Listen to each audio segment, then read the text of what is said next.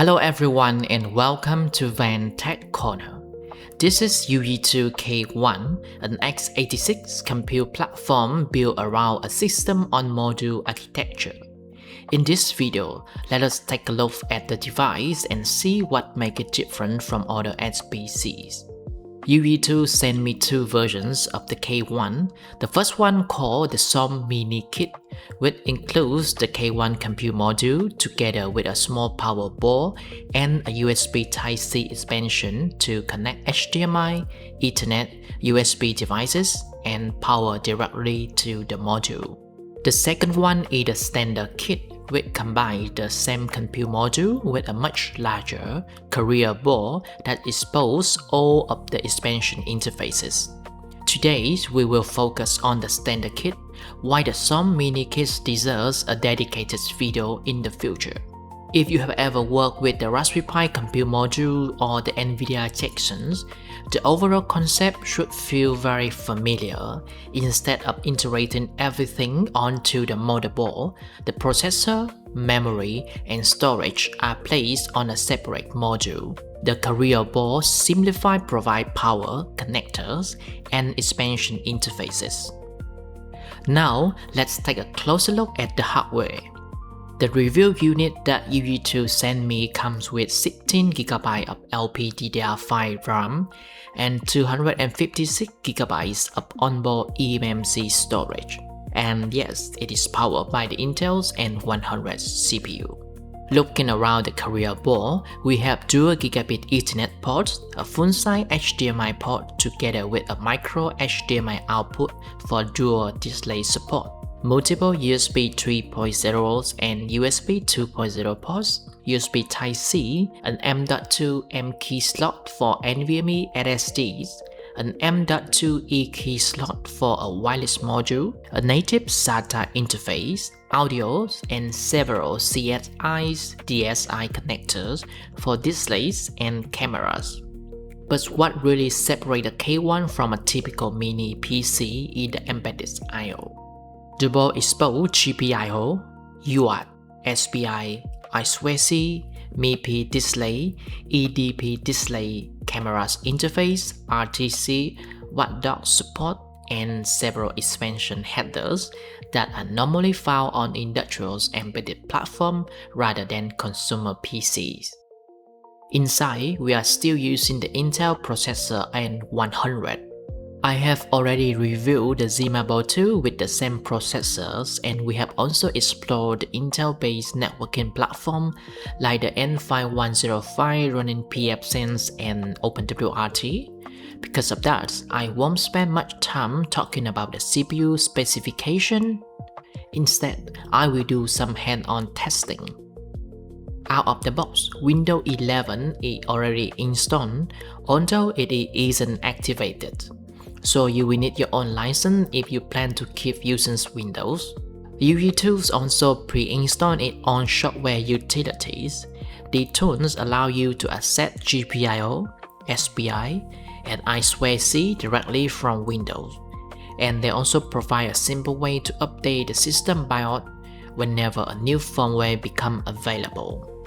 Now, let's run a few quick tests. First, let's check out the performance of the onboard eMMC storage using Crystal Smart. Here, the result is quite good for an average eMMC. Sequential rate is 310 MB per second, and sequential write is 249 MB per second. The random 4K write is surprisingly faster than the random 4K read. Here, we can see that the write speed is 53 MB per second, where the read speed is just 26 MB per second. I will install an NVMe SSD and check out the difference. Unfortunately, I was unable to get the M.2 NVMe up and running. I have checked both in the BIOS and Windows, but there is no information that it is connected. Perhaps there's something wrong with my carrier board, and I will troubleshoot it later.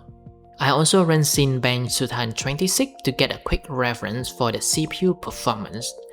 When running the multiple thread test, the CPU speed is dropping from 1.6 GHz to 1.2 GHz, and then it stays at around 0.9 GHz. Here, I don't use OBS to record the screen because it may affect the CPU performance. Right now, we can see that there is not much CPU resources left. It takes 1 or 2 hours to complete the test, and this was very long. The same issue is observed when testing with AIDA64. Here, the CPU clock is stuck at 0.6 to 0.7 GHz when the test is running for 3 or 5 minutes. After searching on Google, I found out that the low CPU frequency may be due to the power management settings on the BIOS. So, I changed the settings on the BIOS. I go to the CPU power management control, enable the power limit 4 override, and set the power limit 4 to 30,000 milliwatts or 30 watt. C state remain enabled. After that, I added a small USB cooling fan next to the K1 carrier board and run the test again. Now it is getting better, running a multi-thread Cinebench test when the CPU is 100% loaded. The frequency remains stable at 1.4 to 1.5 GHz. The power consumption is a little bit higher at 12.5 watt. Finally, after around half an hour of waiting, the test completed with 395 points. We can see that in the previous test it was only 325 points. Now it is getting much more better. Single thread CPU test is also getting better. We got 178 points where the previous test were only 149 points. From the ranking, we can see that the number is very close to the Ampere Ultra Max processor at 3 GHz with 210 points. I also run a quick OpenGL test with the WebGL Aquarium.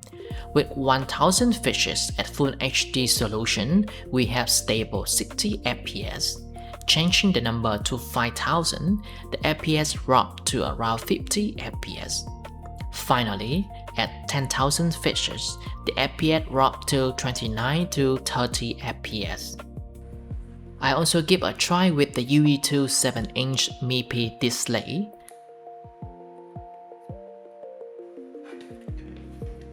Follow the instruction. I have updated the BIOS with the version supporting HDMI and MIPI output. Unfortunately, it is not working as expected. With the LCD connected, I can see the backlight on the screen, but there is no image output. I will contact Youyeetoo technical team on this and hopefully we can resolve this for further testing. Alright, so that will be all for this video. In the next one, we will take a look at the SoM Mini Kit and try out the headless deployment. We will install Linux, explore the hardware interfaces in more detail, and see how practical this modular platform really for embedded development. So once again, thanks for watching and see you in the next video.